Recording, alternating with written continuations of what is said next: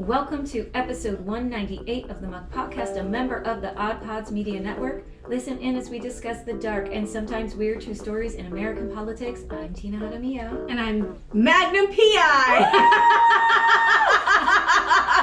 I don't want to laugh, my mustache will fall off. Every time I move my face, I'm like, oh, what's going on? No, it's perfect. This is fun having a mustache. It's, Anybody want to go for a mustache ride? Ooh! Well. You know how Magnum P.I. rolls. I mean, those hot ladies. He does. Oh my god, dude, that was so funny. It's been so long. What you need to also is to put the hair. You need to put the hair right here because that was like Girl, the 1970s. Please, how authentic am I supposed to be? Should I grow a penis too? Jesus, Marona. Maron. Oh, Happy Halloween, everybody. Happy Halloween. We're a day late and $1 short, but don't worry. I'm preoccupied with this mustache. I love it. But it's no. like, look at it. You know, this would happen when you go cheap at the Halloween store. Listen. All right, let me take my glasses off so I can actually see some shit around here. All right. Because we got business to take care of in Hawaii. Why is this so funny to me? Okay, sorry. We have so much. I put a few things on because there's so many things. Oh my god, I have so many things to talk about. How long is your story? What do we got? My story isn't super long. It's not? No. I'm obsessed. All right, what do we got? I wanted to start Florida. Yes, go. So, DeSantis is taking that drag law to SCOTUS.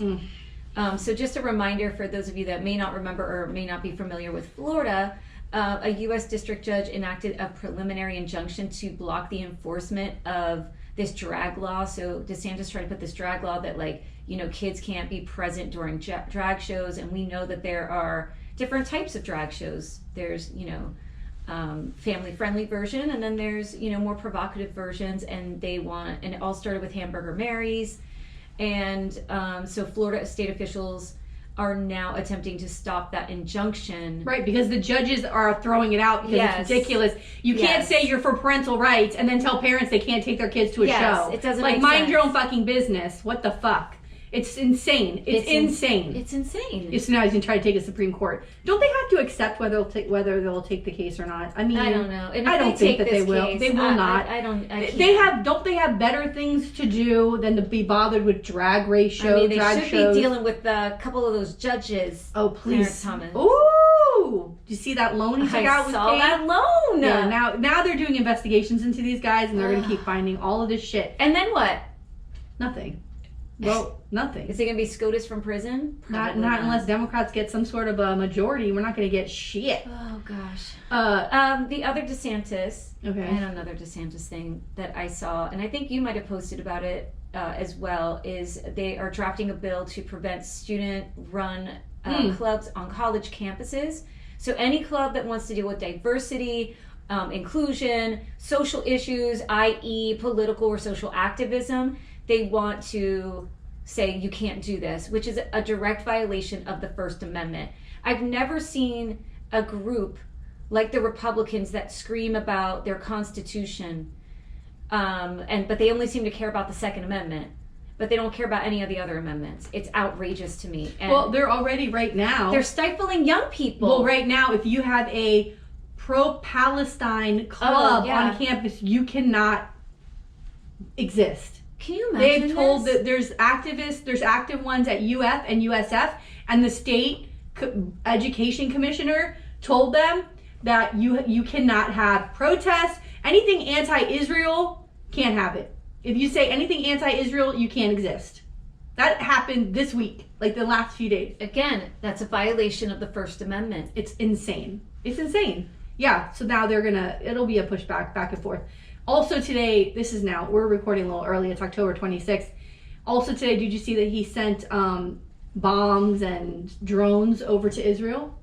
Completely sidestepping the federal fucking government. Yep. I mean, what are you doing? This isn't even that? Close to being part of your job. It's not even close to being part of what you're supposed to be doing. It is insanity. And maybe now somebody from outside of the state and the federal government will actually step forward and stop this motherfucker from doing shit, because y'all let him run wild here. They do. And you don't stop him. But maybe if he gets involved in between the United States and a war, you'll fucking do something about it, because nobody else will do shit. He has no sense of his place. Well, yeah, because he wants to seem presidential, but nobody likes you. You're a meatball doughboy that nobody gives a fuck about. You're a joke. You're a joke of a candidate. You think that this is going to make you presidential? Get the fuck out of here. Get the fuck out of here. Why don't you start with the Nazi flags? Bruh, here's the fucking other thing that's come out. This is... We're getting more and more information about this week, but it is insane to me what has happened. The relationship between Representative Randy Fine and Governor DeSantis has fallen apart this week. Have you seen this? No. My mustache keeps coming off. It's okay. It's just a little, it probably feels more than you. It looks fine. So remember when Randy Fine is this horrible house rep from somewhere in Central Florida. There's nothing fine about him. No, and he's a piece of shit. And he's the one who, anytime DeSantis wanted some shit done in the house, he gave it to Randy Fine, like the Disney, all that stuff.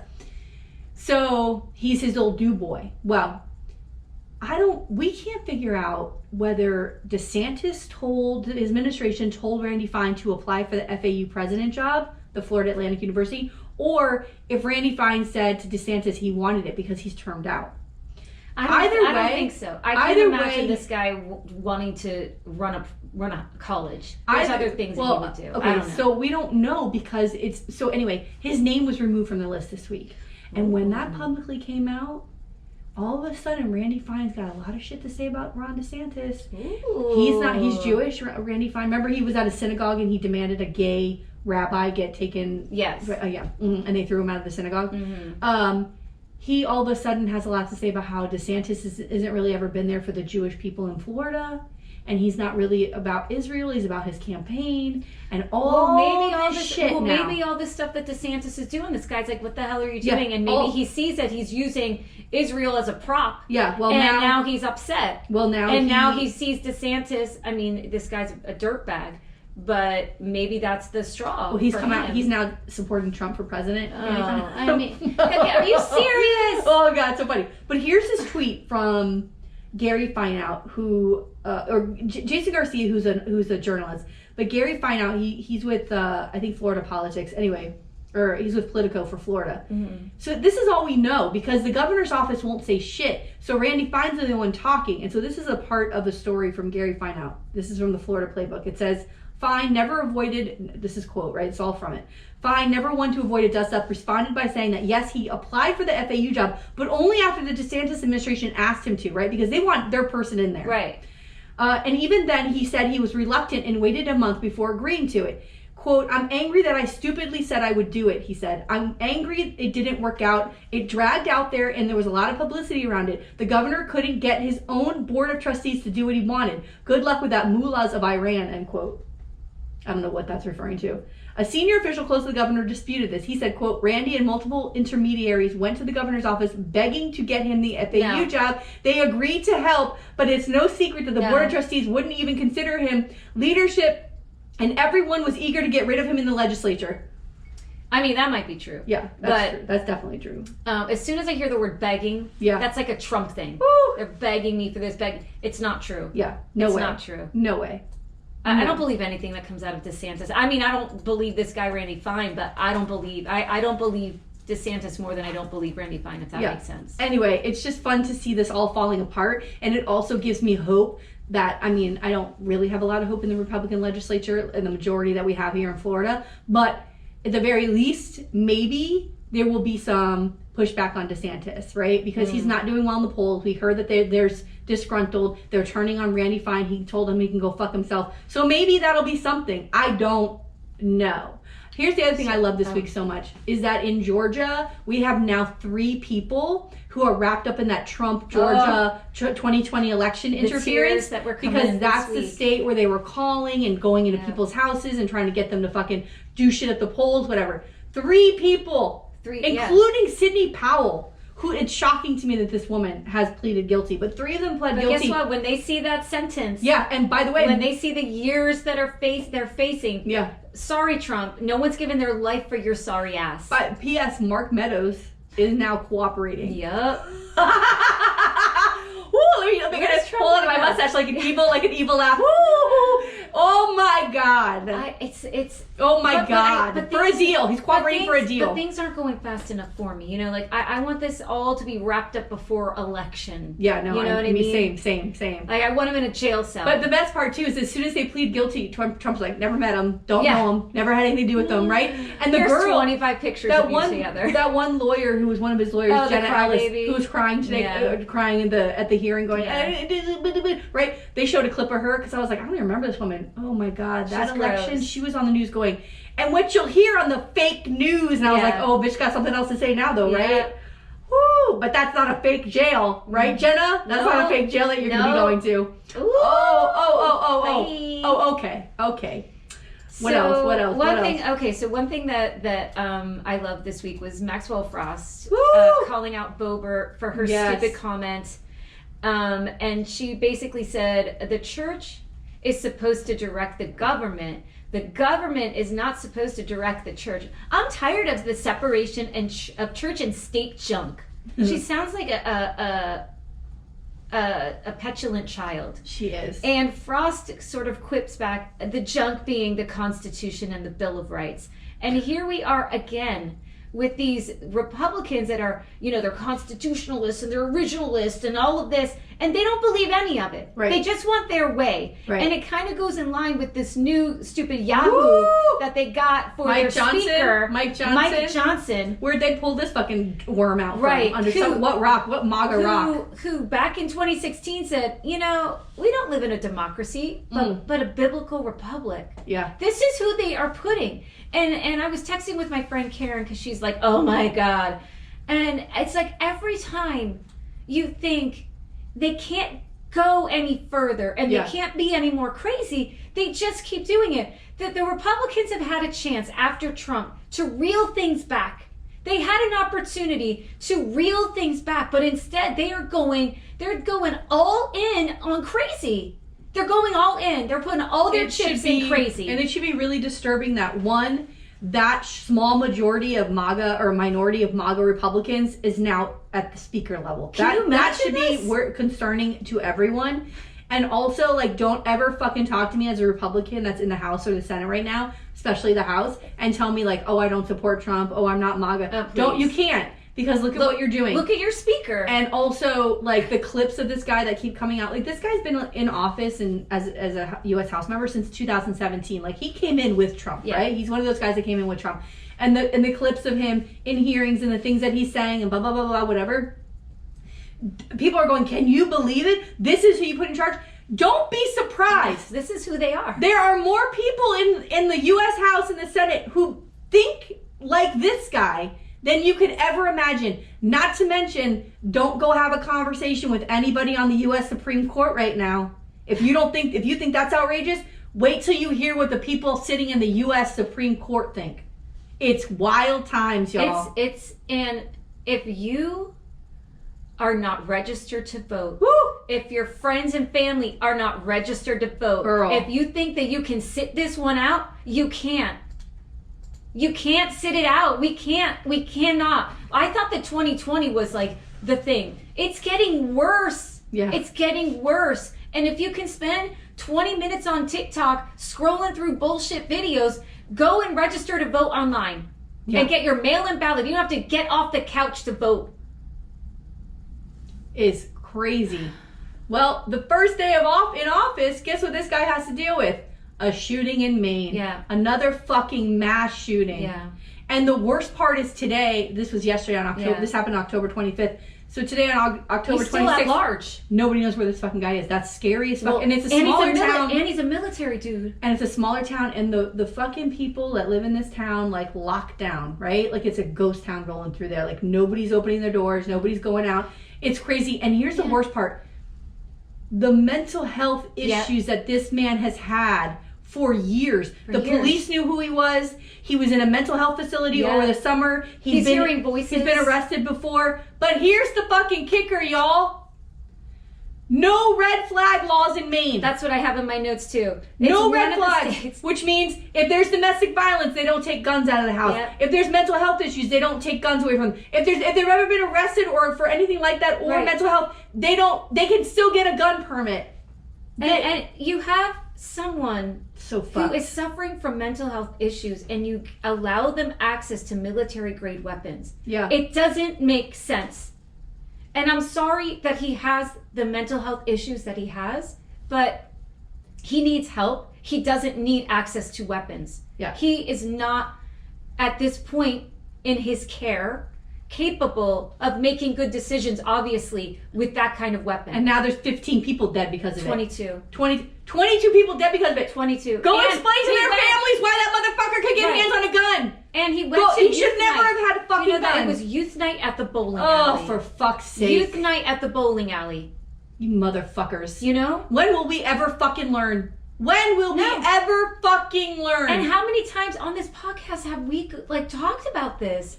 It's so frightening. It's just because it's gonna keep happening. And I saw somebody from Canada that's like, we watch the same scary movies that you do. We play the same violent video games that you do. Bullshit. We do all the same things that you do in America. The excuses we've allowed. But guess what? There were 200, I forget what he said, it was 280 something mass shootings in however many years, and there's been 3 in Canada. And they're like, it's the guns, because they don't have access to these kind of weapons. Listen to this. This is a tweet from our congressman, our U.S. House Rep, Jared Moskowitz. He was in the Florida House when Parkland happened. He represented the Parkland Coral Springs area. He had a tweet today. It says, after the shooting in my hometown of Parkland, I led the push to pass red flag laws in Florida through a Republican legislature and governor, which is true, Rick Scott. They've been used 9,000 times in Florida since then. 9,000 times these red flag laws have stopped some fucking motherfucker getting their hands on a gun. 9,000 times. That could have stopped it. 9,000 potential lives. What are y'all doing? What are y'all doing up there? What are you doing? What are we doing anywhere in this country? And The Onion, of course, this satire news. Every time there's a mass shooting, they tweet out the same exact story. They just change the picture to wherever it is. And it says, country asks, what can we do in the country where this is the only place that this happens, right? Like, oh, what else can we do? Yeah. But it's the only place. Take a look around. It's the only place. It's sickening. It's fucking sickening. We are sick, and I know we've said it before, but there is something inherently ill about our country. There is something wrong with us.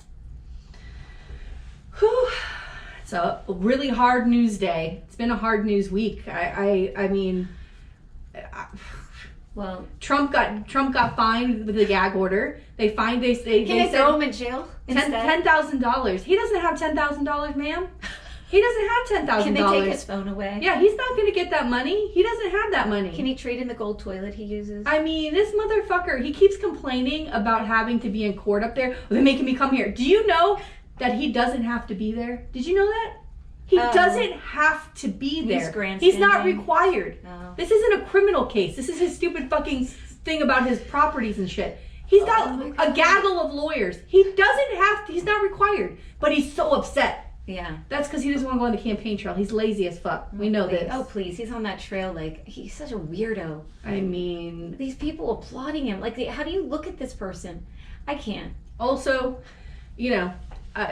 I'm going to say this very briefly because I don't want to get into it, but when are we calling for some sort of a ceasefire? Are we going to do anything like this? Are we going to ask Israel publicly to slow it down a little bit so we can get some hostages out? Like, can we do this? Because I can't...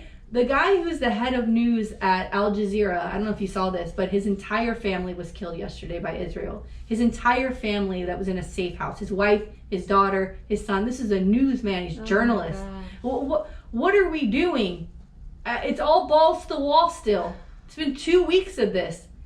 And I understand the frustration. I understand the anger. I understand the wanting to unleash holy terror. I get it. I really do. I really, really do. I know it's. But both, to what end are we going here? It's I mean, we talked got about it before. It's very. We got to start negotiating we've gotten some of the hostages out. I know Israel has. I know the U.S. has. We've given money to get these. I appreciate it. We need to get the rest of them out, but we can't do it if we don't even know where they are. And y'all are just. Yeah. We're just throwing bombs. How do we get people out? What if we find out there's hostages that were killed by Israeli bombs? Like, what are we? Can we please take a minute?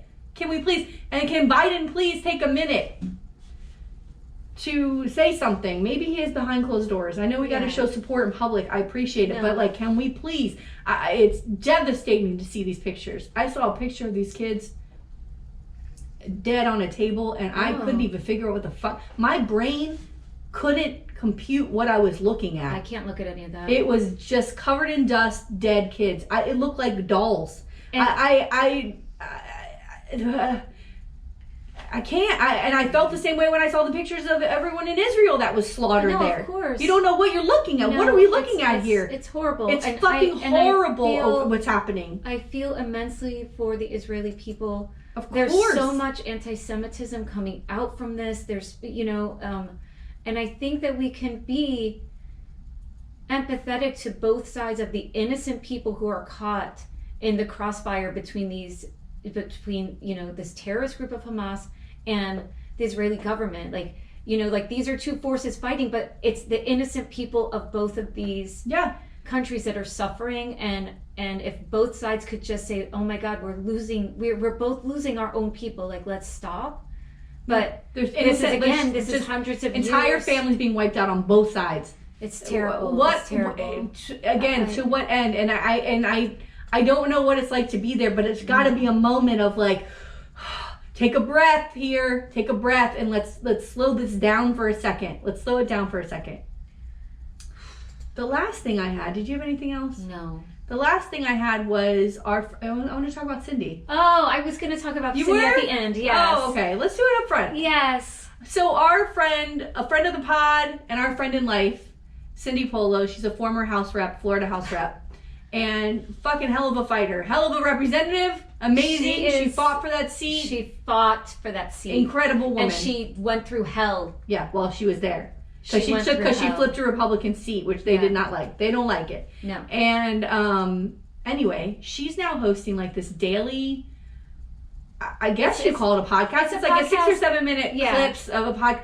And with Occupy Democrats. Oh my God. It's incredible. Occupy Democrats. Yeah. And she sent me the first one. I'm like, oh, it's so good. Yeah. And then the second one she sent me, I finally saw Cindy. Yeah. Because Cindy is very fiery and sharp and funny. In today's clip, she was just... Oh, today's clip is incredible. Yeah, so good. She's just... I love her dearly, and she's excited about it. And I love that she's putting her toe back in this conversation again. Because we needed her back over here. We needed this. I love seeing her, and... she's like owning this moment. It's a great, beautiful thing, and it's almost what she was made for. You know what I mean? To be out there, to be speaking her truth, to be talking about these issues, other women who have gone through the same things. It's just fucking great, and I'm here for it. So go check out Cindy Polo on Occupy Democrats. She's our good friend, and we love her so much. And thank you, Cindy, for coming back in. We love you. We love you. We love you. Too. Wish you the best of luck in all of this. Yes. All right. Well. All right. Are you ready? I think so. This is itchy. Uh-oh. Should I keep it on though? I mean, why not? I have to. Yes. I have to get through this. You gotta do it. And this is short and sweet. How do you guys do this? Is it just so you can say mustache rides? Is that why we're doing this? Is that why Magnum PI wrote this shit out? All right, girl, let's go. All right. I think you'll like today's story. Okay. All right, today. Yeah. I'm going to tell you the story of former U.S. House Rep of Delaware, Thomas B. Evans Jr. Oh, God. So this week is just a fun little sex scandal. There's nothing. I was like, you know what? Let's just lighten the load a little bit. Likey. So U.S. House Rep Thomas B. Evans Jr. seemed like a typical politician, but he found himself entangled with a pinup Playboy model lobbyist, sparking rumors of her using unconventional tactics. Get it, bitch. What? Use that pussy. I saw this. I don't know. You know how it is. You start searching around, and you go here. You end up. You fall down the rabbit hole a little bit, and I'm like, I never heard about this. So I love it. Our story takes place in Delaware in 1981.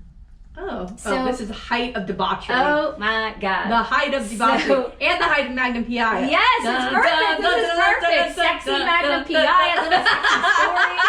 I mean, it's all coming together. This is perfect. Yes. All right. So I have some background coming from his Wikipedia page, and I hate to just use Wikipedia as like a source. Like I want to know like where's the original stuff coming from, and there was so little on this guy's background, but I was able to kind of pull from that, but the rest really came from a bio on the University of Virginia alumni page. So Evans was born in 1931 in Tennessee. He attended the University of Virginia for both his BA and his law degree. He graduated from law school in 1956, and then he makes his way to Delaware.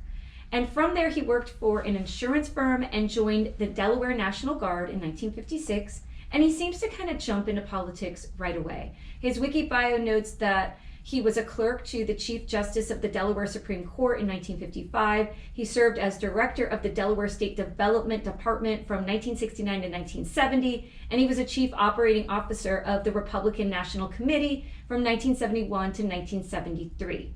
Then, in 1976, he runs for and wins a seat in the U.S. House of Representatives, and he won his next 3 elections for that seat. Nice. So as a politician, he was part of that whole family values messaging that was going on in the 80s and 90s. And they've really only kept leaning into this over the years, right? And one thing that I found interesting about his work, and it just because today's Republicans seem so far removed from this for me, but he was really like an environmental guy, like really about saving the environment, which I feel like today's Republicans are like, wouldn't that be let's nice? pull all of the protections and all of that, you know? Yeah, wouldn't that be nice? You know, they're stripping all of them rather than fighting for them. But that's what he did, and specifically he fought to protect the wetlands and wildlands in Alaska, and he worked across the aisle to help preserve wild spaces like across the U.S. And I'm like, that's pretty cool. Yeah. And I don't think we have. I feel like we have become so, you know, very far right, very far left, that there's no more of these other Republicans that are sort of towards the middle anymore. But anyway, let's get into the major incident. So Sexy. Tom Evans, along with 2 other congressmen, one was a Representative Tom Railsback, and the other was a representative by the name of Dan Quayle. What? Yes, the future vice president. Holy shit. All right, so they spent the weekends Potato. with, That's what I think of when I think of Dan Quayle. They spent the weekend with a lobbyist, and they shared a home in Florida during a golf trip, okay? So Evans at the time was married to Mary Page for about 20 years when this story breaks, okay? And so they spent this weekend with this lobbyist, and her name was Parkinson. Her name was Paula Parkinson. And a few months after this like weekend trip, this golf trip, they voted her way on an insurance bill. Oh boy. Okay, and they all denied that she influenced their decision in any way. They're like, no, we were just going to vote for this gift. bill. Isn't this whole thing a gift? So the rumors surrounding there were all of these rumors surrounding Parkinson, which led to this scandal. So according to Maxa, some of those included videotapes of sexual encounters, group sex, blackmail, and abortion. But again, all of this is alleged. So there's no like real substantial proof. Come on. So the Justice Department gets involved because they want to know, did Parkinson exchange sex favors for legislative favors? Because, you know, as much as you might want to do that, you really can't do that kind of thing. And Parkinson and the men involved at the time are denying these allegations. So let's talk about our little Playboy Politico before we kind of go on. So Paula Parkinson, according to Rudy Maxa of Washington Post, Parkinson was a lobbyist for Capitol Hill. The report notes that she had only been in D.C. for 2 years before the scandal broke. She only had a high school diploma and no experience in politics, but somehow she made her way. I'm surprised this hasn't happened more often. Into being a lobbyist. Like lobbyist groups hiring beautiful women. Beautiful women, yeah. So in It's smart. 1981, her lobbying techniques were questioned, and the Justice Department gets involved. And again, they're probing whether or not sex was being used as a lobbying technique. And Maxa wrote that at the time, congressmen were joking about the scandal, saying things like Parkinson's disease, it makes your hands shake, and things like that. Because, oh like, my God. she was so hot. That digging. And then some even said, quote, at least this time it's a woman, since there had been recent scandals that were concerning like homosexual encounters with congressmen. God. So they're like, well, at least it's a woman this time. Oh my God. Yeah, it was crazy. So when asked about the allegations, Parkinson said, I really didn't mean to cause any trouble. I just wanted to lead a normal life. And she did admit to Maxa that her looks opened doors and bedrooms. Jesus! So the rumors are swirling around, right? And like I said, that there were these reports of like things being videotaped, and that Parkinson was deliberately or sneakily videotaping encounters with congressmen in order to blackmail them to vote her way. But there was these are all allegations. No videotapes were ever surfaced. Like nothing ever came out. But this is what's swirling around like DC. Okay. So it seems though that Evans is the guy who's caught up the most in the rumors. And according to Max's article, Parkinson described her first meeting with Evans stating, quote, I was instantly attracted to Evans. And Evans was instantly attracted to me. You could feel the vibes. This bitch talks too much. She talks too much. I enjoyed him. He comes across so sweet and innocent. But at the time, Evans, who was married for 20-some years, is still refusing to discuss any association with her in any way. Okay? But she claims that there's this relationship. And it seemed like, things were well thought out by Evans, because according to Parkinson, they would go on dates, but he would bring someone else along so that they wouldn't be accused of being on a date. And she said that they would spend the night together in his U.S. House office, on the couch, or in a place that like he rented nearby. And she even said, quote, I was very much in love with Tom. Paula, that's what she says. Jesus. And quote, and I assumed from his statements to me that he was very much in love with me. Like all affairs, you only see the best parts of each other. Evans still denied everything. Oh my God. Stating, quote, my wife and I are very much in love. And I love her dearly. I love my family dearly and always will. Well, both can be true. That's true. Both can be true. So now let's go back to this Florida trip. Okay. So now she says that she and Evans, so even though like Dan Quayle and like this other rep was there, she says that she shared a room with Evans the entire weekend, meaning that these other reps knew what was going on. Of course. Okay. Come on, bro code. She said that she only hooked up with Evans, but she does kind of like in this article, and I got a lot of it from this article by Maxa for Washington Post. She at one point does seem very disillusioned with politicians, and she says, quote, they're users. They're cruel, and they're certainly no better than I am. Their whole bit on their soapboxes is, I'm good, and I'm pure, and my constituents love me because I do so much good for them. And then you get them alone. Oh. So. Well, what does she think? They're humans. Yeah. I mean. But then she shared another moment with Maxa where she says a married man, because she would be at all of these events because she's a lobbyist. So now she's like, kind of whining and dining with these folks all the time.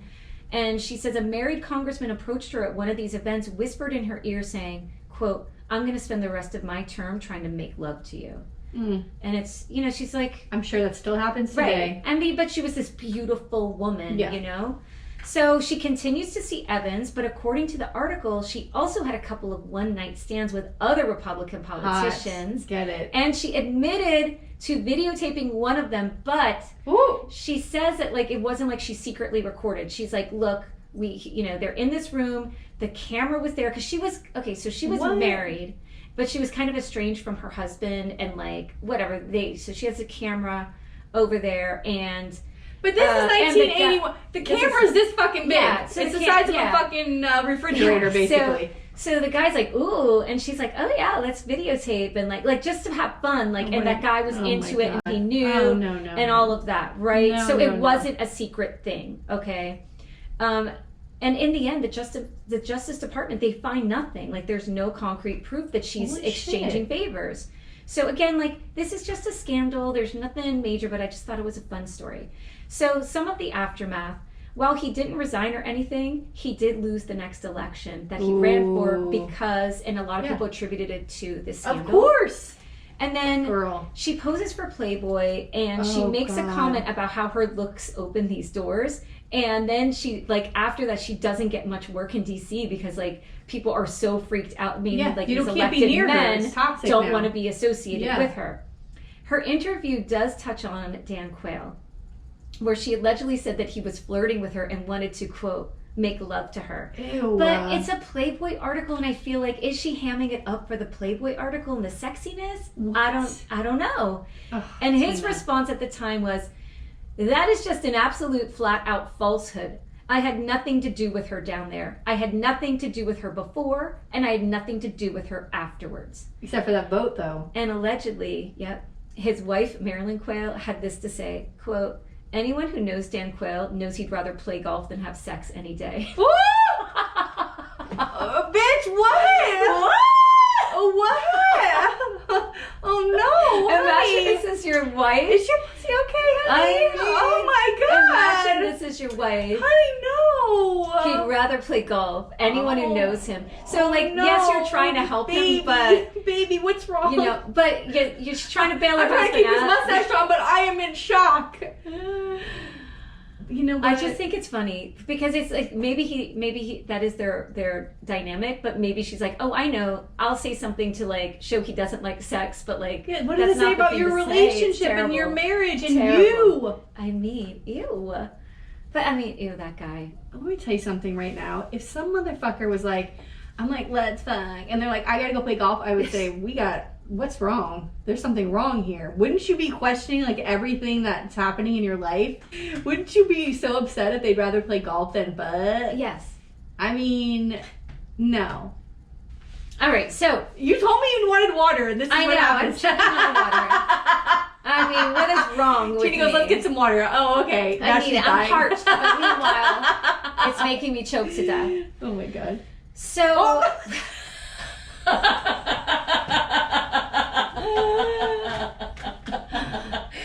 falling apart at the seams. God damn it! Part of the seams. It's because I was drinking water too, and it got wet. Everything's getting wet. All right, so Parkinson. The name of this episode, get wet. Yeah. Parkinson moves to Dallas after all of this. Okay.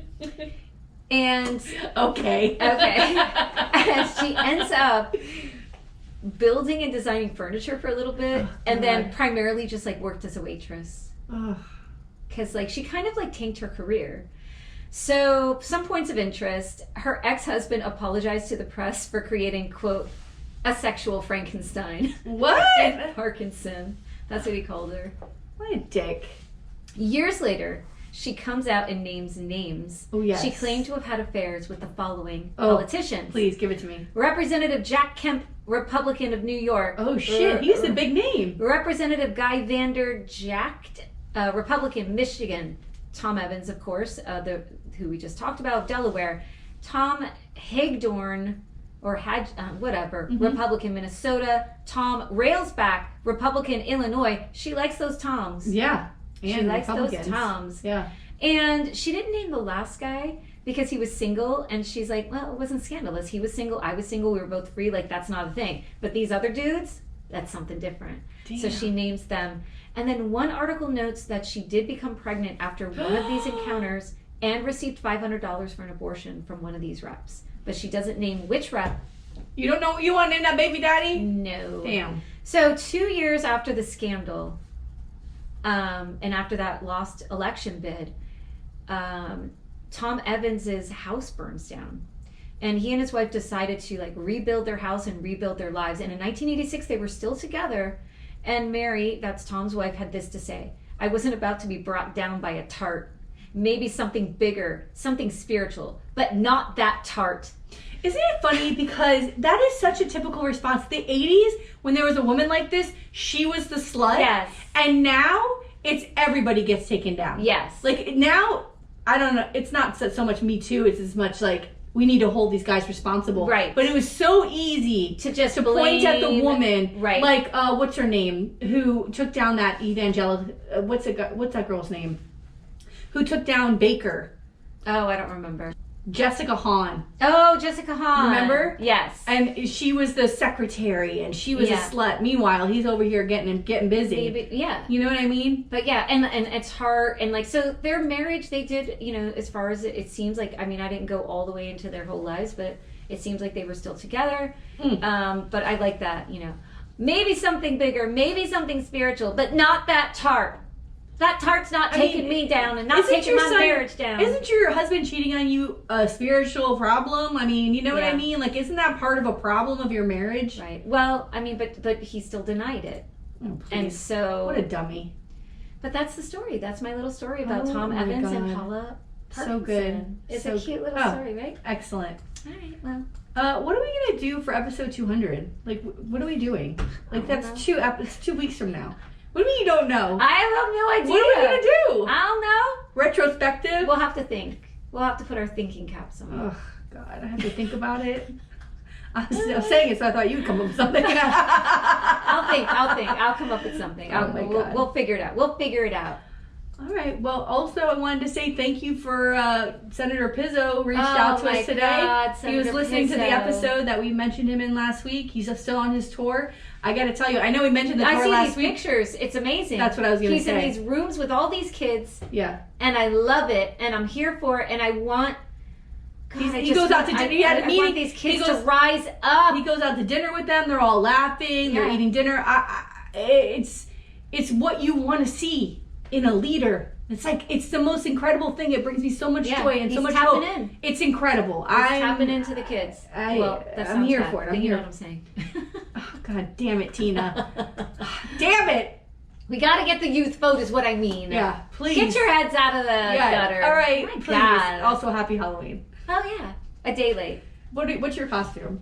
Oh, so I am just, I'm a witch. Okay. She has a witchy little hat on. I got a little witchy hat on. My mustache and is I have off. a cape. And that's it. And I do spells. And the spell is for this podcast to be very successful. Oh, for fuck's sake. I mean, what do I need to put in the cauldron? Hocus pocus. Put something in the Sam cauldron. Make this podcast. Make this happen. Successful. My God. Help us out. Oh my God, I think I'm having an allergic reaction to the mustache. My nose is super itchy. Oh my But maybe God. it's an 80s stash and I have a Coke issue. Maybe it's a Coke problem. Maybe it's a thing. That makes sense for the 80s. It makes sense perfect. It adds depth to your costume. It's perfect. Oh my God. All right. All right. We'll see you next week. Bye. Bye.